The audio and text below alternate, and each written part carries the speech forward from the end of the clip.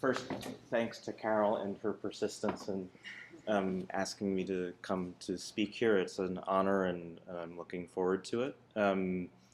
I have to say, I did have things in my schedule, but I was also a bit resistant to, I think, talk about this project at this point.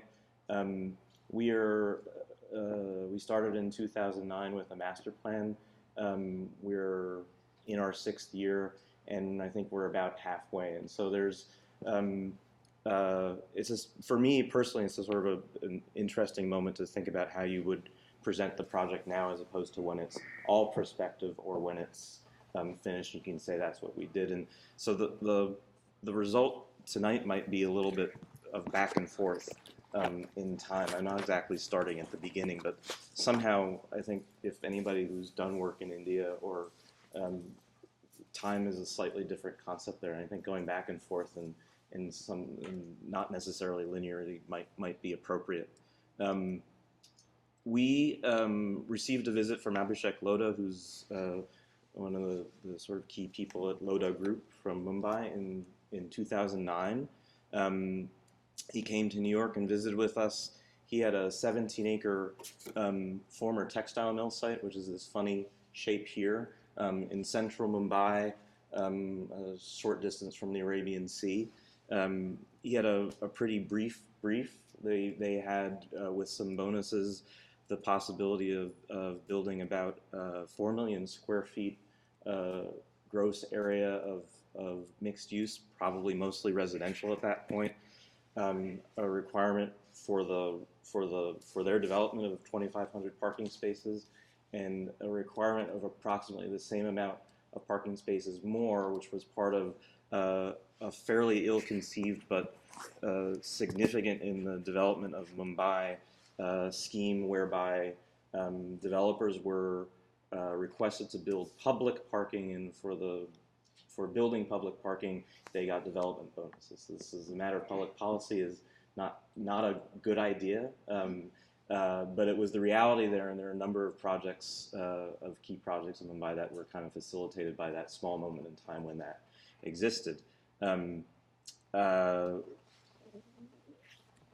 think we had been working as a firm in India for 3 or 4 years at that point, and we'd only worked on we'd worked on 2 projects for one client, and we had been approached many times by developers in Mumbai, and we had kind of declined for this reason, which is that every developer would come and say, I've got a site, I want you to build a building here, let's go. And when Lodha came to us, they said, you know, we've got a really big site here, it's in an important place, and we need to think about what we're going to do. And we said we should do a master plan or a planning stage, and they said yes. And so that's really how this got off the ground. Before I do anything more, as I mentioned, we've been working on this project for, we're into our 6th year. I wanted to just mention that it's a large project. I mean, with the development and plus parking, it's into the 7 million foot range across 17 acres, and there's been a lot of people involved. And I want to especially acknowledge some New York firms, Bureau Happold's been essential to our work, Ken Smith, landscape architect, and this project wouldn't exist, and I wouldn't sleep at night without Lyra, in particular Maya Trivedi and Sami Matar, who are in the audience. I should also acknowledge Andrea Day and Christopher Gend and anybody else, and Ivan Kreitman and anybody else from our office who's among the many people who worked on the project. And then we'll proceed. I'm going to show a lot of photographs. I'm going to sort of talk about this project in 7 chapters, which are kind of layered upon one another. But there's really only, I mean, sometimes when I talk about this project, there's only really one thing we did that was important. And there was one reason why we clicked with the client very early on, and we have been able to work for 6 years. We had this funny shaped site, and a circumstance which I'll describe as we go through images, of a city where people were just kind of starting to plunk down buildings willy-nilly. We didn't want to do that, and We wanted to say from the outset that Mumbai is a pretty interesting place. It has a lot of vitality and interest. And this is a quote from one of our first sort of deliverables to them, which was a master plan report, which said a 17-acre site in the middle of the most populous city can't be an island unto itself. It's got to give and it's got to take, and it's sort of got to be a reciprocal relationship. And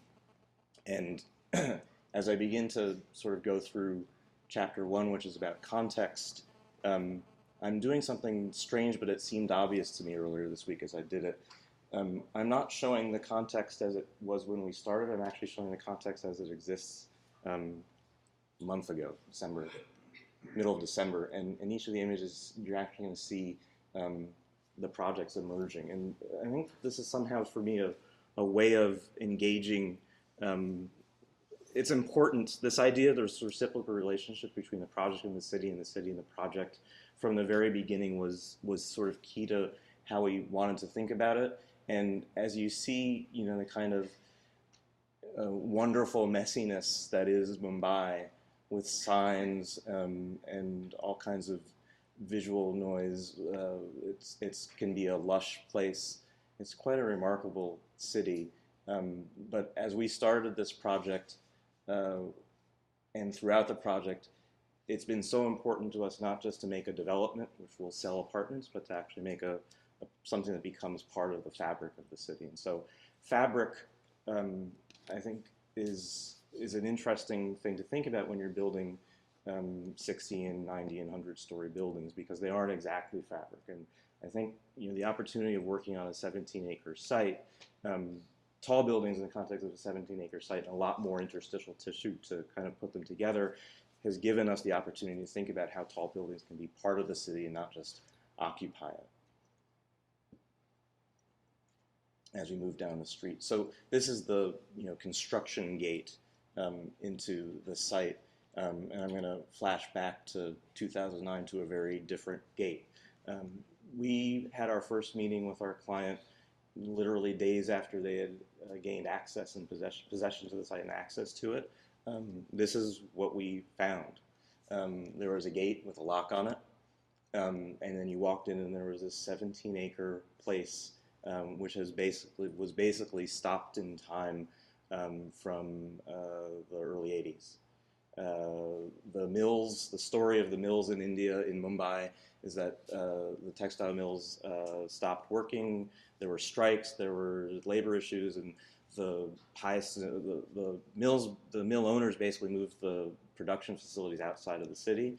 Many of the people who worked on the mills continued to kind of occupy or live in the spaces, and the political and economic mechanisms to do something with these sites didn't really exist for the 30 years. And so as we were starting to do this project, it was the first wave of the first moment when the various governments and entities were able to build on these sites. But so we walked through the gate, we walked into the site, to this rather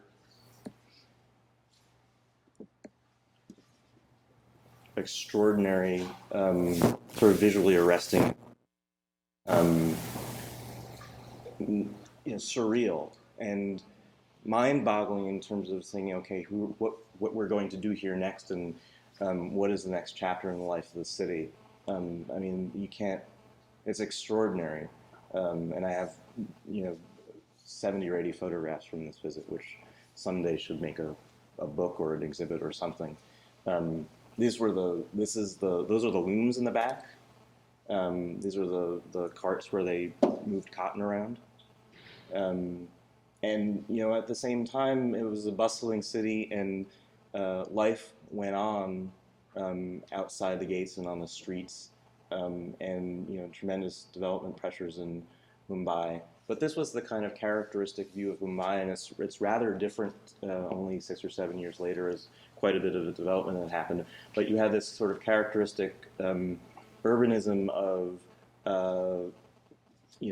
mills, former mills, taking up quite a bit of land. Many of them are actually quite a bit of green space, and the beginning of tall or taller buildings. In some cases, for their geometry, almost ridiculously tall buildings sort of sprouting up like weeds. One of the interesting things about Mumbai, and it's the topic of a different conversation, but I mean, one of the main issues in this project has been density relative to its site. But one of the sort of perplexing things about Mumbai is that despite its being an having an incredibly large population, it has this mix between informal settlements and development more like this, and it's actually not a terribly dense city in most of its area.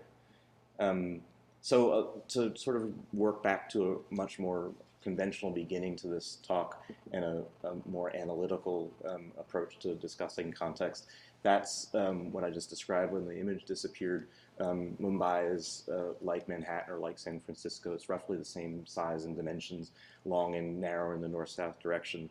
And that's where our site is in what's called Lower Parel or Central Mumbai.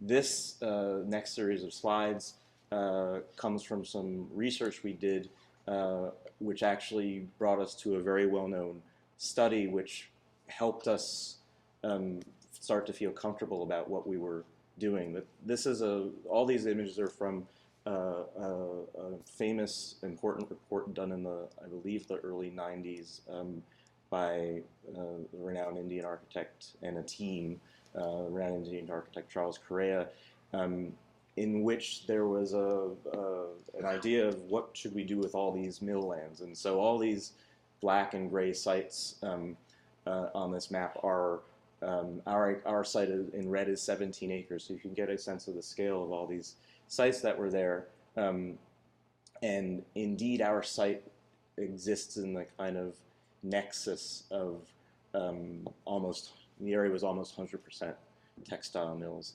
And in this Correa study from the early 90s, it was actually at the heart of the thinking, which essentially was said in a very simple way: take 1/3 of the land that was formerly mills and make it housing, make 1/3, make it public space, and take the last third and give it over for development. Nothing ever happened with that, but the ideas of making something for the next chapter of the city's life were there in images and in diagrams, where you start to see this idea of connectivity, that the lands actually could contribute to the future of the city, even if they weren't being used in their former use. The most interesting thing, which we picked up on immediately before we actually got to these documents, was that this site was unique in the sense that, weird shape and all, it actually had connectivity on two sides to roads, to public roads.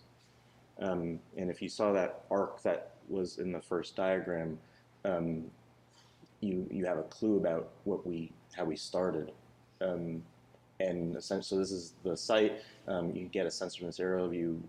Those were all the corrugated roofs of mill buildings. Fantastic north light, really interesting quality. But they were, if we didn't do it, somebody else would. So I mean, the loss, you can tell, kind of is meaningful to me, and I don't know how to answer the questions that come with that, but we're thinking about the next chapter in the city's life and trying to make it as rich as possible. So our process, and this happened with the client, and this was the sort of what I call the feeling out period with a client, where you sort of figure out, are we going to be able to work together, and are we going to be able to make the kinds of things that we think are okay and you think are okay. But we sat down in our very first meeting and rolled out Trace and started to think about what were the preconceptions, preoccupations with what was going to happen here. And I made the observation and sketched out that, this is called Senabati Bapat Marg, a very important north-south road in Mumbai. It has flyovers that land and become flat here. So it's a good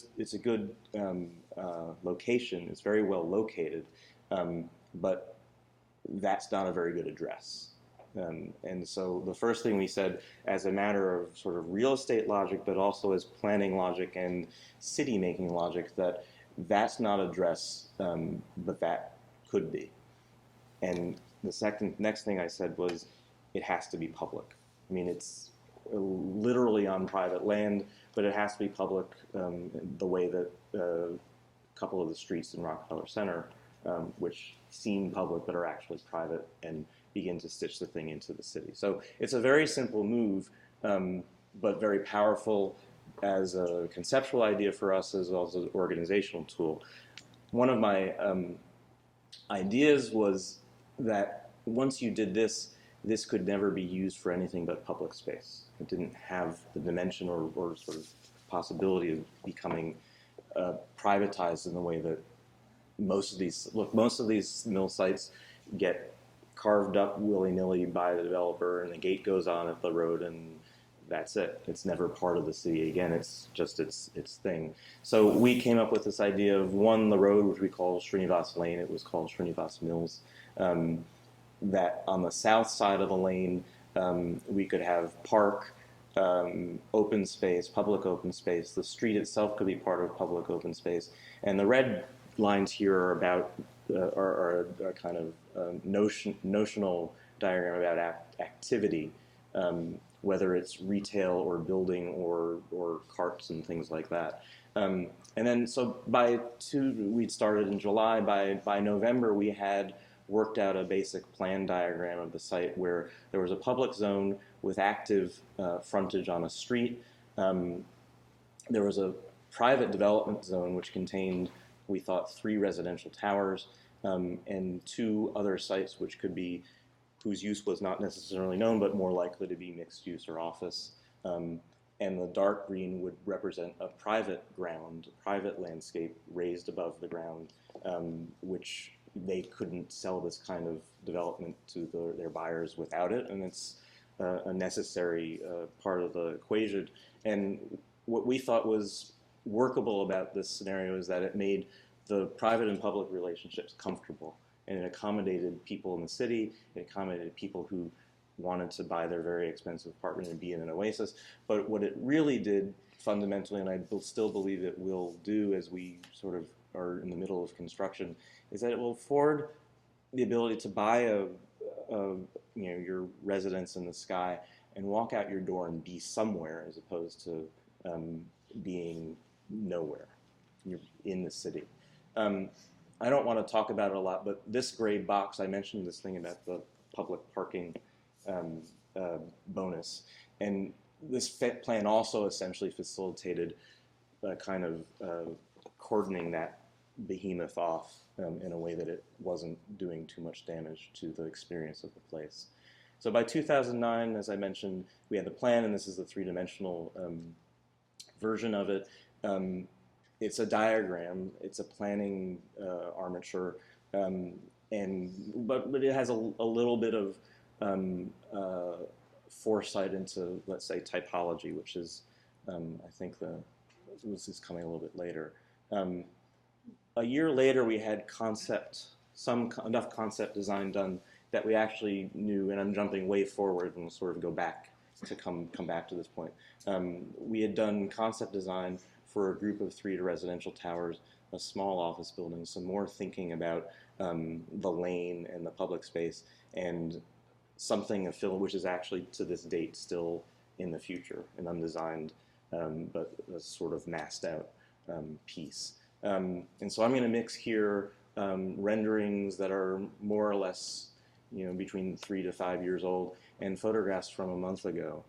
So the small office building, which is on what is sort of an out parcel to the site, is actually more or less completed. You can see the rendering in the photograph from a month ago. This is to kind of orient you all to the entire project. And Carol, it's not so well known, and if you go on their marketing site, you won't get a very good sense of this. And the marketing and story has always been about World 1, the tall building. And for us, the story has been about the assemblage and the whole thing. The second building, I'm going in the order of what will be completed first. This is World Crest. It's a 61-story, about 900,000 square foot apartment building. The apartment buildings, those 3 residential towers, are sort of theme and variations. They share a language of facade. They actually all have rather different cores because of the logics of making a tall building core for a building that's only 60 stories and another one that's about 115. With setbacks, we won't go into all that, but again, renderings and photographs. This building's topped out, and you can see facade going on it. The next building that will be completed is World One, the tallest of the ensemble. It's at this point in the mid 70s, with cladding going on the lower portion. World View, which is the middle building, be about 85 stories, and actually, as of a month ago, the jump form for the core was just coming to ground, just about to start rising from ground. So a huge amount of work happening at the site. This piece of the project, which is incredibly important to me, and you can actually see that the basic infrastructure for the street and the park area is going into place. It's the least represented part of the project, which is a problem for me, which is part of why I've been putting off talking about it, and what we call T4, the final building on the site. And just a quick, in case it's not clear, I try. Can't seem to get the, there's an animation, but we could just skip it probably.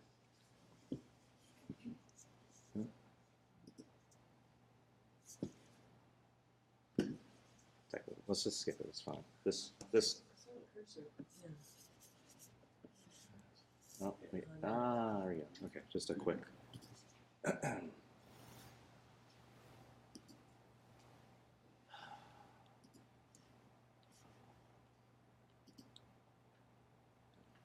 Quick whirl around.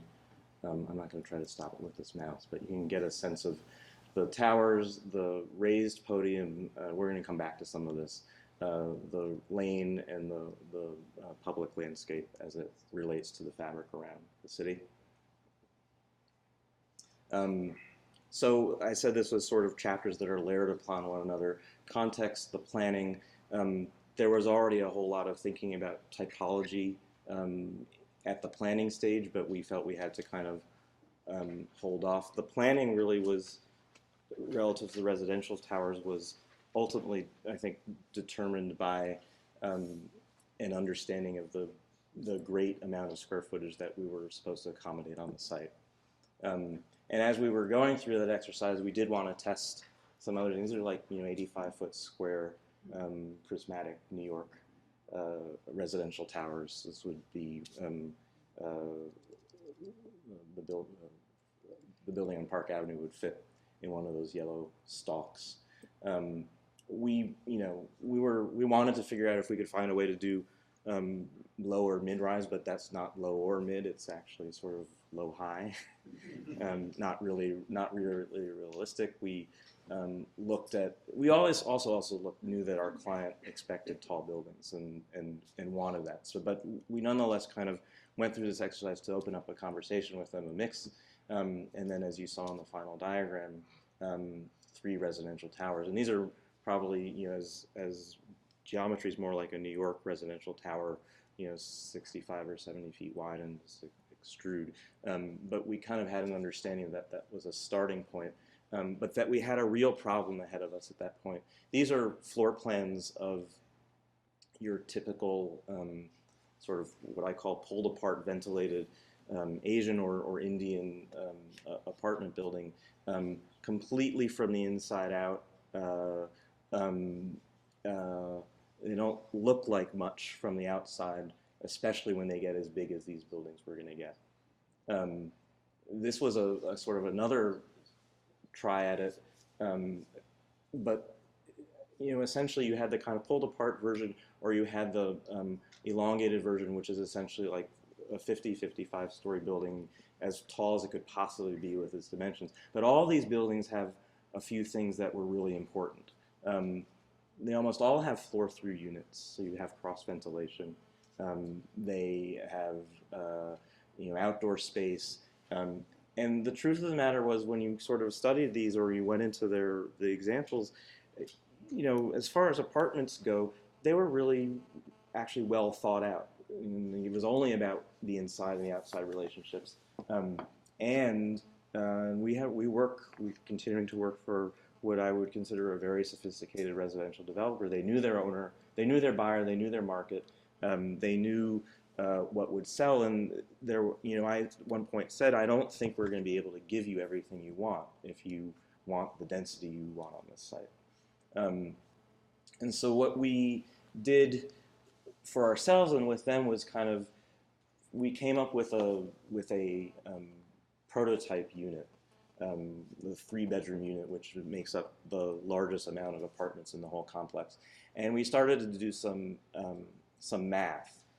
These are actually Excel charts in the form of section diagrams with the different colors representing different unit types, sizes, 3 bedrooms, 4 bedrooms, etc. And we started to kind of do math to figure out what we could do to compose something that actually would add up to something in the end.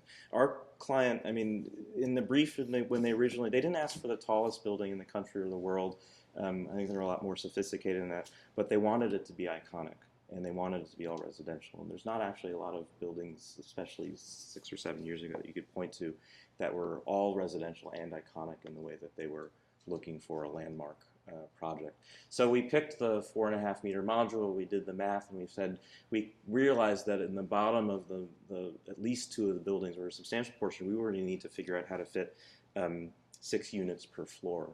And then we did a kind of calculus, and what the core would need to be in Mumbai was something we had to, what the core of a very tall building in Mumbai would need to be was something we would have to figure out and learn with them, but we had some hunches. So we started doing this calculus of, well, if you need, windows and for 3 bedrooms, a kitchen, and a service space, and you start ganging those together, the calculus of what kind of organization you do, you might know the answer if you're smarter than I am before you start the process. But the TriStar, quickly became a kind of obvious thing, and so you can see the kind of prototypical unit, and then we started to think that we could actually make something out of that in such a way that we would get to 6 units per floor. The other requirements that were with us, you'll see there are actually a lot of elevators here. They did not want more than 2 units to be accessed from one bank of elevators. Again, they were targeting a very high point in the market, and buyers who were used, if you look to the old buildings, they were used to sort of a kind of privacy and light and ventilation. And so we, in this form, were able to sort of achieve enough of that to start, and then work from there. The privacy, the separation of service, and some idea about provisional cross ventilation, because the building, each unit actually occupied a corner. We, at this early stage, had an idea, a very provisional idea about structure, which was that it seemed to us that 1 4.5 meter grid was continued to work out well for a residential scale, and 2, that closely spaced columns arranged in that configuration seemed to be a promising start. The problem, even if we hadn't figured on that, was that to that point, the common concrete used strength in Mumbai was M60, which is not terribly strong. M70 was available, and anything beyond that was probably going to be available for the project eventually, but was needed to be thought about. So this begins where the context and the planning and the typology starts to intersect with structure, which is incredibly important in designing a very tall building. So these were we're going to sort of focus on those columns. We thought about composite columns, but we were, from the outset of this project, extremely aware that if we started to load this project with building techniques and technology that weren't common or available, we would get ourselves into, and our client, into big trouble. And so we sort of floated this idea, and I encouraged us to retract it as quickly as we floated it because I didn't think it would, and they would get us into a dead end. Even so, we weren't doing such a great job. If you take the apartment layouts and you think of the living room, we had a lot of columns in the living room. And I think this was the point where I will never forget this moment where I said to Nyan and Sammy and Bill Fashion from Lyra, I said, "You're being too polite. You're just taking what we're giving you." And they were trying to make it work, and they had creative ways of making it work. I said, "Well, if I weren't giving you that grid, what would you do?" And I had maybe a small hunch of what they would do. And they said, "Well, this geometry would do a mega structure." Which I said, "Well, I think that's interesting, but the square footage of those mega columns, one, it would be rather difficult to build them in that context, and two, they're almost the size of rooms." And so again, you go back to the calculus of needing a certain number of window frontage, certain amount of window frontage to get your apartments and your light and ventilation, and that wasn't necessarily going to work. We looked at we said, well, we could do this, and that still was actually taking up a lot of floor area in a place where it wasn't convenient to take up floor area. And Lyra, Bill and Nyan and Sammy came up with what I think is sort of the essential brilliant idea of the project, which was that we ended up with a hybrid megastructure to deal with lateral forces. So what that means is that those 6 major columns that happen at the concave and convex points of the geometry actually are kind of approximated, let's say, by the groupings of columns here, which work as groups. There's some belt trusses, there's some belt walls at certain points where these actually work together to provide the lateral system for the building. And what that immediately did in planning terms was it gave you the great free stretch of the window for the living room from the inside, which was incredibly impactful, but it actually became quite important for the expression of the building itself. So in color here, you can see the divisions of 6 units per floor, which is the kind of main building block at the bottom of the building. The residential lifts for the lowest tier of World 1. Then quickly, the second tier has much larger apartments, 2 per floor. The core is a little bit funky here, but there's 4 bedrooms and the possibility of a 5th, a very large living room, kitchen, and servant space that work itself in. And then the top tier of the building is comprised of 12 duplex apartments, which are about 12,000 square feet apiece. The core is back here. On the lower floor of the duplex is a pool. These are Master of the Universe apartments. An indoor pool, grandparents' suite, kitchen, and that's a 2-story living room with a stair up to the bedrooms on the upper floor. I don't actually have the upper floor of the plan in the presentation, but I think you get the gist. And so we have the ingredients now where it starts to become a building and architecture. I should say that this part focuses on World 1. Worldview and World Crest are sort of themes and variations on the language and also on the planning issues, but each with its own sort of personality. We've, in our design process, actually always thought of the 3 of them like chess pieces. They would, from the very beginning, we thought they would have a kind of common language to them in a familial relationship, but then they would actually also have rather different features and possibilities.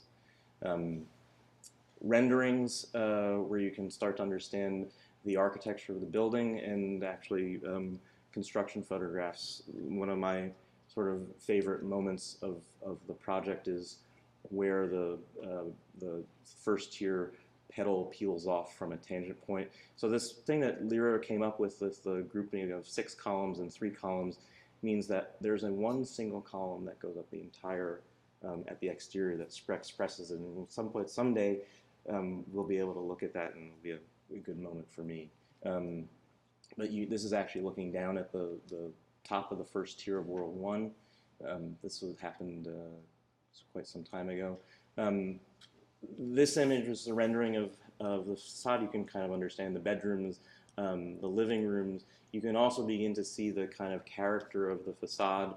It was a textile mill. We thought of this idea of weaving, and so there's actually a kind of a graphic of a basket weave, which we'll see in some later images of the cladding of the building. You'll also see an important sort of design device here, which we call the sleeve, which is a darker lining on all the balconies and all of the bedroom and living room balconies, which allows us to modulate the expression of the width of the columns as they go up the building. Essentially make it look much slenderer than it is, especially at the bottom where the columns are almost a meter wide. Plan. That's under construction, not the cleanest.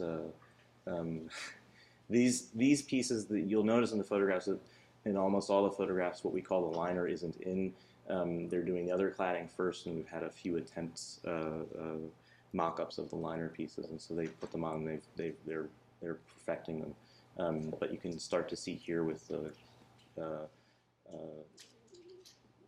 basket weave. This is backling when a bunch of the covering of the aluminum panels has been taken off. You can actually see that the basket weave is actually more legible than we thought it would be, and is reasonably effective in expressing a rendering of a living room from the inside of this is actually the smallest living room, the 3-bedroom unit.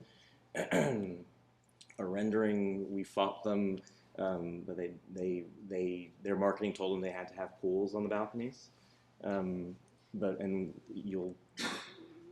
It's there. This is, but what's satisfying and interesting to us is actually the payoff. I think there was a risk for them and for us in curves. Nobody had any curves in Mumbai, and relative to the market.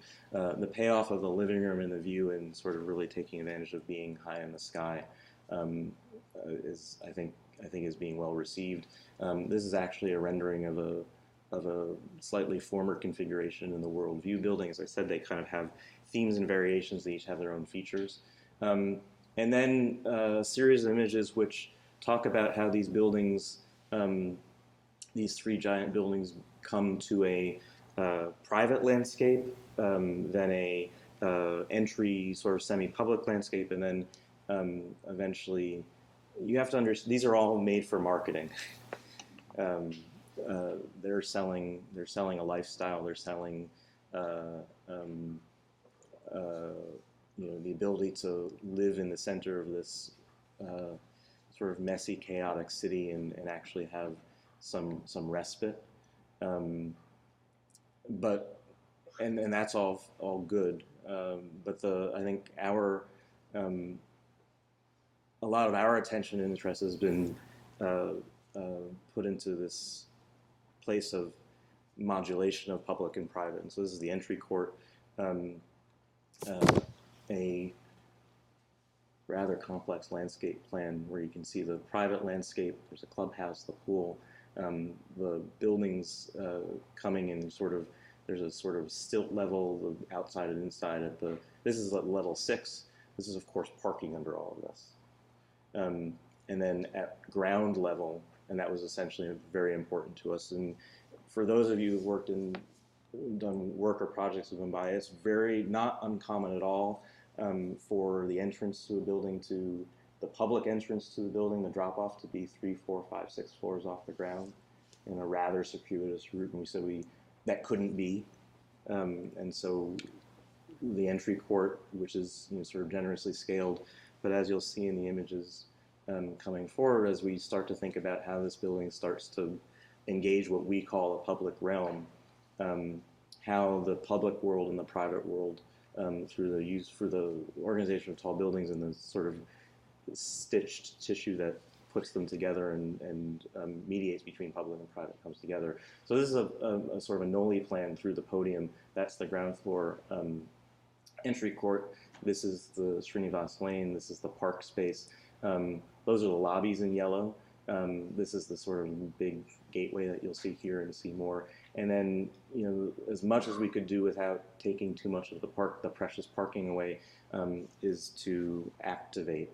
This is a larger view, to activate the frontage and give the sort of scenography of occupation and activity and actual amenity in a public realm that people who live here and people who are from afar can enjoy. So this is sort of version 3 of a long process of sort of thinking about how do we express this, how do we ventilate 6 levels of parking, how do we make an expression of the entrance to the residential piece, which is sort of sufficiently grand for what they think it should be, but also not so ostentatious as to sort of say, you don't belong here in what we think will be a public realm. And so you see this sort of pleated metal panel, which takes the idea of a tapestry and a woven tapestry and sort of repeats a pattern. And we did calculations to get the right amount of ventilation relative to the regulations, and it's just a series of images here of the park space. And all those trees that you saw in those earlier aerial images of Mumbai, almost none of it is really actually accessible and usable as an amenity. And so one of the great gifts we hope to the future of the city is this space, and again, kind of making a scale at the street which feels appropriate and comfortable, even in relation to the very tall buildings, and some close-up views of the patterning, the sort of textile patterning that we've used on a screen element. And of course, so noble materials in the civic realm, stone, and then access to storefronts. Again, this is not represented at this point in the life of the project as well as we'd like it, but we're actually quite excited about moving into real-scale mock-ups in the near future on some of these elements. Just really quickly, to kind of top it off, this is an incredibly active building site. The World Crest and World 1 here. You're standing in essentially where the street is, and you can see as we go through these slides, the infrastructure of the street being put in, the substructure of the gateway, and Srinivas Lane wall element coming here. You're seeing it from the other side, looking up at World Crest, the 2 towers together from the balcony of World 1 to World Crest. There's a kind of pinwheel organization to the 3 towers, which is, as an idea and actually in life, is rather effective in the sense that they don't face off against one another. They defer or deflect. Let's see if this one works. This is a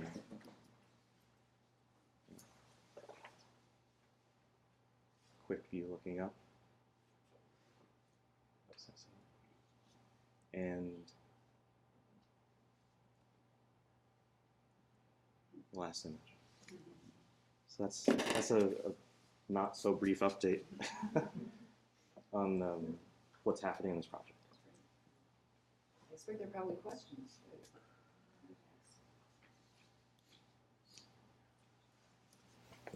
So I got a couple of questions. What's the bedrock underneath there? What's the substructure? Did you have to sink pillars to make it stay? There's varying. Mumbai actually started as 7 islands, and so like New York, it has places where there's good rock and where there's none. There's a significant amount of piles and mat foundations under these buildings. What about food and shopping and all of those customer creature comforts? They're incorporated in the buildings already. Plans are made for those. There will be some, but Mumbai, even at the lower rungs of class, is a place where people bring things to you or serve. It's a very different model than we're used to here. You talked a lot about creating a public space and integrating that so that it's kind of molded into the rest of the city. How did LODA perceive that? Were they amenable to the idea, or did they take some convincing in terms of creating that public space along with it? They were amenable to it from day one, and then also throughout they've been realistic about it.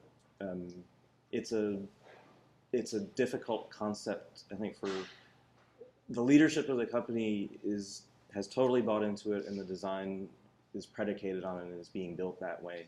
But we have had some serious conversations about security and when you can and can't close certain things off. But the fundamental sort of thing for me, is that the gate is between what I call the public zone and the private zone of the drop-off. The street proper and the street that's on our site can be closed. Sort of they need to be able to close it off, but it's not. That's not where the big gateway is, and that's what I think typically happens. You kind of mark your territory at the farthest edge, and what we're saying is that this really needs to become part of the city. You mentioned the different schemes.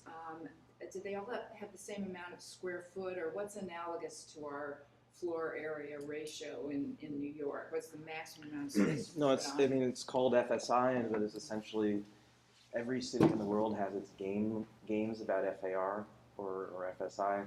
When we started this project, so we've always, like any developer anywhere in the world, you don't leave a square foot on the table. Right. And so we, through the process, had to abide by that. The interesting thing here is that I think that for the first two buildings, the design was done under one regime of FAR calculation, and for the last building, actually, it's rather different. And if you look carefully in the Worldview Tower, which has exactly the same expression, it doesn't have the generous balconies that the other two buildings do. It's because they're not free anymore. And they count against your FAR. With the parking lot, was a mandate, or is it a bonus trade? It was for me both. It was a bonus that existed for a small period of time that they got, and no way would any of we essentially, the accommodation of that parking adjusted a little bit over time, but essentially we've been able to sort of accommodate that without sacrificing the other goals of the project. And the usual calculation in skyscraper height depends on building type, but is the relationship of the elevator core to the number of units or people that need to move up and down. What were there trade-offs with height, or what was? Well, how did the elevators work into the in residential height? construction, you don't usually run up against, I'm running out of elevator. But the quirky or particular aspect of the core design of elevators here was that, whereas a building here, nobody would say boo about having 6, similarly wealthy people sharing one elevator bank, or 6 families. The first building was no more than 2, and that was the market. The second building was a slightly different attitude, and we served more people. By the time we got to the third building, nobody could afford, in terms of the FAR calculus, to do it that way, and so it's loosened up. But the first building had some complexities relative to elevators, only because they were limiting the population in elevators to much less than the elevators could accommodate for the given amount of floors. Could you talk about the fire safety on this building a little bit? I mean, we've seen the Dubai fires recently. If you notice the covering on the aluminum panel, it says FR. So I'll start. Plastic, I saw. Plastic, I think it said. No, it's FR, fire rated. So it's the problem with the recent building in Dubai is that either by specification or by what got delivered to site with the wrong stuff. So in this case, that's not the case. We have taken extremely seriously as a consultant team the issues of fire in a tall building like this, and in places where the Indian codes either are not adequate or actually in some cases do something that would actually, in our minds, cause danger, we won't do it. And there was a moment where it wasn't actually literally serious, but we were going to walk away from the project if, as a consultant team, if one of the things that a local fire official wanted to do was going to happen. Do you have fire protection in there? I mean, It's like sprinklered. sprinklers? It's sprinklered, and so the approach to fire suppression and fire safety and evacuation of the building conforms to international standards, regardless of what the local codes say. So it's sprinklered. There are 2 stairs. There's also sort of beyond codes. There's beyond my sort of level of knowledge, but there's provision of firefighter people and firefighter use of elevators in fire condition, which is sort of the most forward thinking on the mission.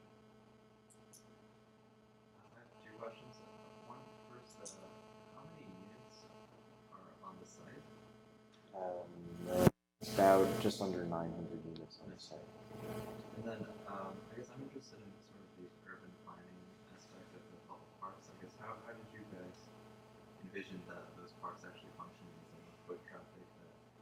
Is there like foot traffic that'll support usage of those? You haven't been to Mumbai. Oh, yeah. So the one, it's an interesting thing about thinking about the design and planning of public space, whereas in the American or sometimes European context, you could be worried that you're creating a space that will not be occupied. It's never a problem there. There's a lot of people, and the density is palpable, and the need to use and then the use of any inch of public or not even public spaces is robust, to say the least. And so you're designing to kind of think about crowding, and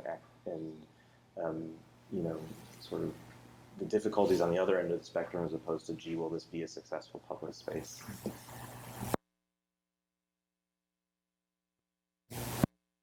In terms of materials, resourcing is, what relationship is homegrown, is from India versus imported? Rough idea. Has that been a problem? It hasn't necessarily. I mean, the facades are being fabricated all in India. The concrete and material for that comes locally. There's a tremendous incentive in terms of the tax structure and duties not to buy foreign things, and so the incentive is there to sort of discourage it. But there's a mix. It's a global supply chain. Things are coming from other places, and things have shifted over the course because the global economy has done different things. Is it sale, rental, Sale. mix? It's all sale. Has there been a reaction from the local population about having something so different now springing up there? There's a lot springing up there. I mean, if I told my colleagues when I was there in December, I was sort of craning on the way from the airport to the hotel. I was craning my neck out the window because I could start to see, sort of through cracks. And the driver realized what I was looking at, and he said, "Oh, that's the best building. That's the most beautiful building going up here." I didn't tell him who I was, but there's a lot going up, and I think that this is a place where. I think, and a lot of it's not great, but I think it's a place where people see building and this kind of thing as progress. And our role as architects in a process like this is to make sure that somehow in the long term it really is progress. Eco in China. This is one of the best. I'm doing a lot of project in India, but this is one of the best projects in India.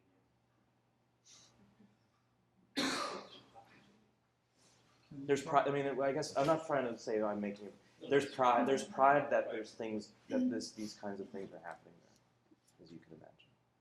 Can you talk about your experience to date with the contractors, and further to that point, with the commonality of expression, can you trust one contractor to do the cladding for more than one tower? Does that have to be? It's actually it's the opposite. Is that it's more than, I'm not sure exactly. It's multiple contractors doing similar things, and so if you look at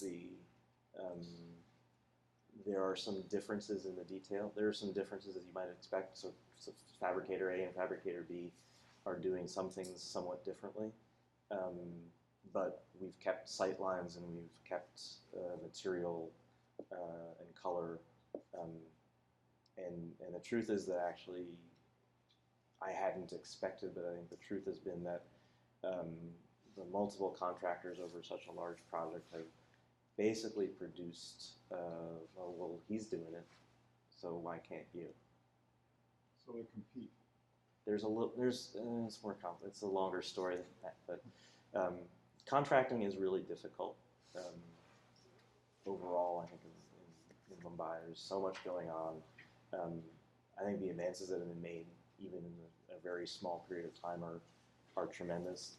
They run a very good site. The sort of Lota runs the sort of most organized, cleanest construction site I've seen in that country. But there are challenges. I was curious if there was, for this end of the market, it was important for environmental friendliness, in the sense here in the U.S. there's LEED, but is that a criteria for the developer?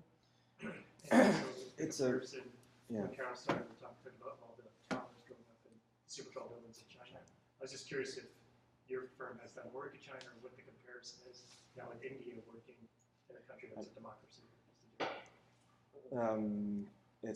We do work in both countries. It's a very different environment in terms of decision making and regulations. I mean, relative to sustainability, and it's a very different context, and it's a context where so many things that they do as a matter of course are things that we would discover and say, wow, I'm really being good. You know, gray water is an absolute given. Turning off the lights or lower light levels is an absolute given. Rainwater collection is an absolute given. Before we even sort of come with any nifty ideas of our own, you know, I think they're way ahead of us in so many ways. So, on the one hand, way ahead of us in a lot of fundamentals, but then again, sort of not really sort of talking the talk and marketing it as such as you might hear or maybe even in China. But the building design, you know, the balconies and the sort of strong grid and the self-shading was, for us, a really important piece of the puzzle early on. There are other ways, you know, the sewage treatment and utilities are not dealt with as, you know, necessarily. Utilities aren't dealt with as efficiently as you would here. It's the context. Does the developer have to supply his own electrical plant for the buildings? No. It's the city Mumbai's grid is quite robust compared to things you hear in other places. So RWDI listed on there, and obviously tall buildings, a lot of wind study analysis. Then, was there any influence from that based on the balcony design that you learned, like higher railings, or as you went up the building, open spaces? Were there things that you gleaned from the wind tunnel testing that spoke to that, like comfort levels or high velocities of wind up on top?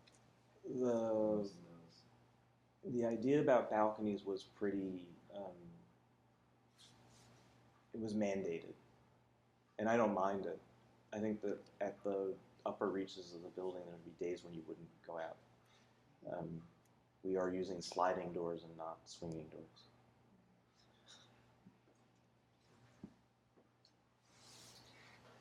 Any last questions? I got a question. Yeah. What about, so that city is going to be, as you were saying, it's going to be more buildings going up. What about zoning-wise, what for the daylight and for their impact to the neighbor? Because I saw one of the buildings is like a huge like wind barrier. It's kind of like elongated, and then definitely blocking the light in the air. I mean, do the local government have regulation for there's setback and FAR requirements.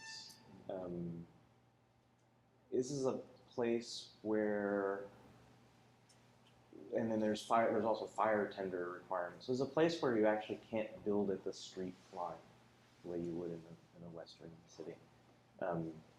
So there is zoning. There are some controls. They're not necessarily. They're a little crude. They're not fine. They're not fine grained the way that New York City zoning would be. Have you ever thought about the connectivity between your this big master plan, which is going to be eventually another block or another new complex will be developed in a very similar manner in the future, I guess. So when you do the earlier this urban study, have you ever thought about this connectivity of the other blocks? Because master plan is pretty much like a really more introversial of the 17-acre only. I don't hear anything how you're going to connect in with other neighbors or other surroundings. So I mean, I think this is the only site I know of that isn't a cul-de-sac or a dead end unto itself, and so we have connectivity between two public streets. I wish that what you're describing, sort of connectivity on a smaller scale or a finer grain between the adjacent sites, was a possibility in the overall scheme of things. But they're all, they're privately owned, all series of privately owned sites without any mechanism, short of somebody, short of our client buying the next site. There's no mechanism to make that meaningful. another question is, you guys are talking about earlier the structure consideration for the tower. You talked about the composition column for scaling the concrete. At the end, what is the material? You guys use all the concrete or? Reinforced concrete, which is the norm there, and which is why we sort of headed in that direction. And have the apartments been selling? And so where do they stand in terms of delivery? I don't know all of them. Okay. I don't. You know, the project is already a success, at least with taxi drivers and. One taxi driver. One taxi driver, but you got the right guy. Well, we usually do a reception after we thank Jay for the wonderful presentation. We have some wine and water over there, so you can continue to ask some questions informally if you like. And thank you very much for coming. We'll let you know we have your email addresses now when the next Skyscraper seminar will be scheduled. But expect to hear about one in a month or so, and we'll continue through the spring. Thanks for coming.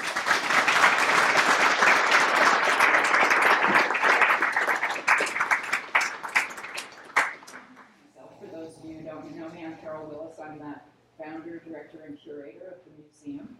How many people is the first time here in the museum?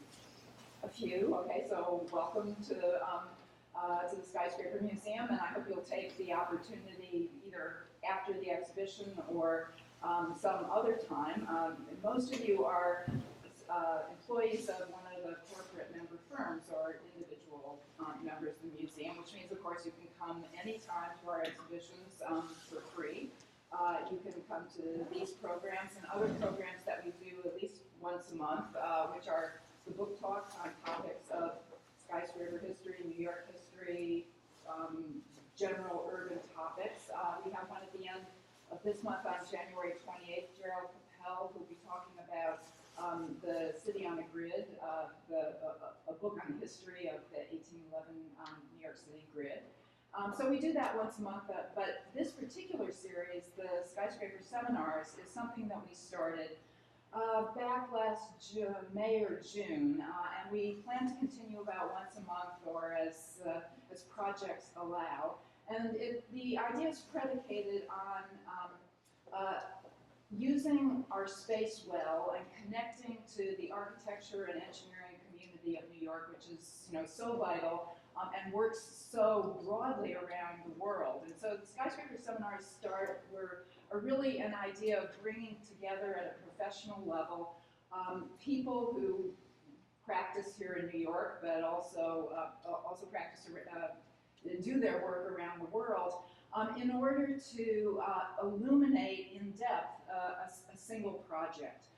Those usually get framed in the talks by related projects, but in particular, and when you see the models around you, I'm sure you recognize, the projects that around the world are the world's tallest buildings are a kind of American invention, or the skyscraper, and now an American export in terms of the talent. It's kind of like the difference between hardware and software. You're building skyscrapers around the world, and in these projects, and the ones that you see in this exhibition, which is 100-story buildings and taller, we wanted to be able to document by the designers some of the design concepts and then the execution. So one of the first seminars was Chris Wilkinson talking about that model over there, Guangzhou, IFC. We had David Malat from KPF talking about Ping An, which is in that case over there. We had Xiao Tai Fook lecture by Ford Bagley of KPF a couple of months ago, another China building. And in a way, it was kind of China, China, China. So it's particularly exciting tonight to turn our attention to India and to Mumbai, and to have Jay Berman talk to us about this really extraordinary and I think not that well-known project, World One in Mumbai.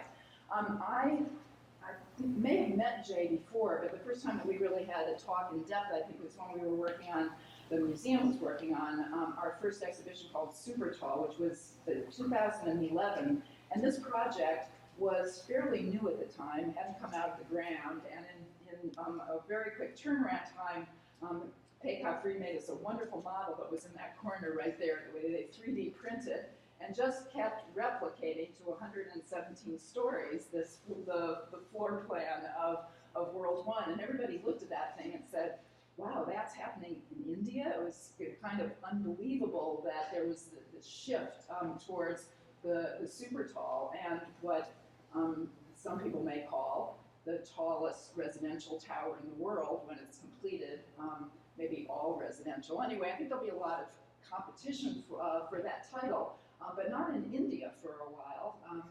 Although, who knows, that may be the territory for the new super tall. So it's really exciting that tonight Jay has finally consented to be in front of us rather than be one of the KPF observers of other firms that are building tall around the world now, so he gets to take the stage. So Jay Berman, I think you all know, is a partner of Paycott Free and has been building master plan projects to now these super talls in various places around the world. So shall I hand it to you for the evening? Thanks.